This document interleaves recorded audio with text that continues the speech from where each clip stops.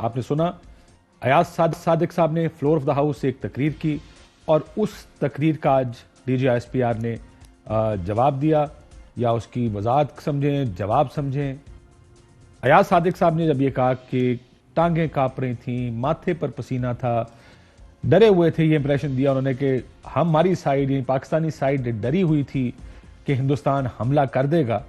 یہ خبر تو ٹھیک ہے اس وقت ان سے شیئر بھی کی گئی تھی، اس محفل میں بھی شیئر کی گئی تھی کہ تھوڑی دیر بعد اس میٹنگ کے جو شروع ہوئی تقریباً رات 8 بجے انٹیلیجنس رپورٹس یہ تھیں کہ 9 بجے کے قریب ہندوستان کی طرف سے حملہ ہو سکتا ہے۔ یہ بڑی سٹرونگ انٹیلیجنس رپورٹس آئی تھیں جس کا ذکر عمران خان صاحب نے پھر دو دن بعد اسمبلی میں اپنی تقریر میں بھی کیا تھا۔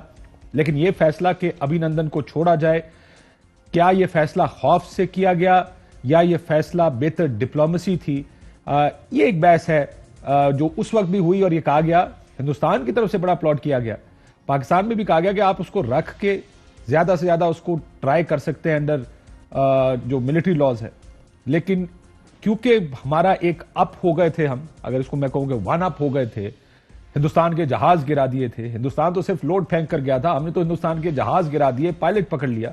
سو ہمارا جو بابا تھا، وہ ہمارا جو پوزیشن تھی وہ کافی بہتر تھی ہندوستان کے مقابلے میں۔ اس ایک جو آپس میں فیس آف ہوا تھا، اس وجہ سے یہ فیصلہ ہوا اس وقت کہ ابھی نندن کو واپس بھیج دیا جائے، ہندوستان کے حوالے کر دیا جائے، اور وہ انٹرنیشنل کمیونٹی کو یہ پیغام ہوگا کہ ہم نے صرف جواب دیا، ہم جنگ نہیں چاہتے۔ اس وقت ایک جو سوچ تھی اس سارے کے پیچھے وہ یہ تھی۔ ایاز صادق صاحب کے بیان کی وجہ سے کافی ایک سٹر کریٹ ہوا ہے، جس پہ اب ہماری حکومتی سائٹ بھی اس پر بیان بازی کر رہی ہے، ہندوستانی میڈیا بھی اس پر لگا ہوا ہے، اور اب D G S P R بھی اس پر آ کر بولے ہیں۔ سو یہ کافی ایک سٹر کریٹ ہو گیا ہے، لیکن کیا وجہ ہے کہ ہماری سیاست میں وہ سختی بڑھتی جا رہی ہے۔ بیانات کیا ہے؟ بیانات یہ کہ جو کسی اہم میٹنگ کا کسی وقت بھی حصہ تھا، اب انکریزنگلی وہ ملاقاتیں جن کو جنرلی آف کیمرہ رکھا جاتا ہے، ریزن وہاں پہ میڈیا نہیں ہوتا، مائکس نہیں ہوتے، لوگ آپس میں گفتگو کر کے فیصلے کرتے ہیں۔ یہ تو انتہائی اہم میٹنگ تھی جس میں آرمی چیف بھی موجود تھے پارلیمنٹ ہاؤس میں، ہماری جو حکومت ہے، حکومت کی طرف سے فارن منسٹر تھے، زرداری صاحب وہاں پہ موجود تھے اس میٹنگ میں، شہباز شریف صاحب اس میٹنگ کا if I am not mistaken حصہ تھے۔ یہ ہائی لیول میٹنگز کا مقصد ایک نیشنل کنسنسس یا ایسا پالیسی بنانا یا ان فیصلوں پر بات کرنا جس پہ سب اگری کریں۔ اور مجھے اگر if I am not mistaken again جب یہ ایکشن کیا گیا، یہ واپس کیا گیا ابھینندن کو، تو نیکسٹ ڈے اسمبلی کے فلور پر اور سینٹ کے فلور پر اپوزیشن کی جانب سے تعریف کی گئی تھی اس ایکشن کی، لیکن اب آ کر یہ بات کرنا، آئی نو کہ یہ ہمارا ایک سیاسی ماحول اس قسم کا ہو گیا ہے جس میں کوشش کی جا رہی ہے کہ ہندوستان کا لیبل لگا کے ایک دوسرے کو کی تضحیک کی جائے، ذلیل کیا جائے ایک دوسرے کو، چاہے وہ حکومت اپوزیشن کے ساتھ کرے، ہر چیز پر کہتے ہیں یہ ہندوستان کے دوست ہیں، اپوزیشن حکومت کے ساتھ کرے، وہ کبھی ابھینندن، کبھی کلبھوشن یادو، کبھی کسی چیز کا ذکر کر کے یہ آخر اتنا بڑھ گیا ہے۔ ٹیمپریچرز رائز تو ہوتے ہیں، لیکن کچھ اس ریزن ٹیمپریچر میں کیا ہم حد سے آگے جا رہے ہیں؟ ایک سوال بنیادی ہمارا یہ ہے۔ دوسرا یہ کہ کیا اب نون لیگ اس بات کے بعد اس جو تفصیل آئی ہے اس کے بعد اب کیا کرے گی؟ کیا آفیشلی ان کی جانب سے بیان واپس لیا جائے گا؟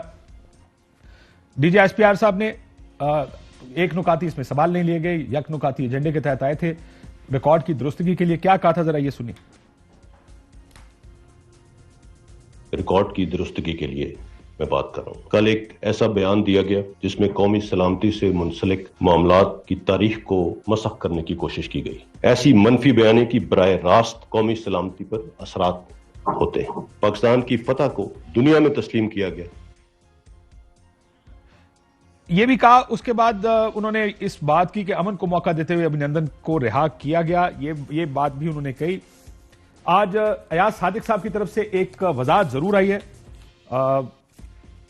وضاحت کیا ہے ذرا آپ کو سنا دیتا۔ کل جو میں نے فلور آف دا ہاؤس پہ سٹیٹمنٹ دی، ہندوستان ٹیلی ویژن کا اور میڈیا کا جو رد عمل آیا، میری سٹیٹمنٹ کو ڈسٹارٹ کر کے اس کے الفاظ سے کھیل کے اس کو چینج کرنے کی کوشش کی گئی۔ جب پارلیمنٹری لیڈرز کی پرائم منسٹر سے میٹنگ ہونی تھی، انہوں نے فارن منسٹر کو بھیج دیا، انہوں نے آ کے کہا کہ ابھینندن کو ہم نے فوراً ریلیز کرنا ہے. اور جب یہ فارن منسٹر کے تھرو کروایا تو عمران خان صاحب کی ضرور ٹانگیں کانپ رہی تھیں اور پسینہ تھا، کیونکہ وہ اپوزیشن کو فیس نہیں کر سکتے تھے. ان کا یہ فیصلہ سراسر غلط تھا.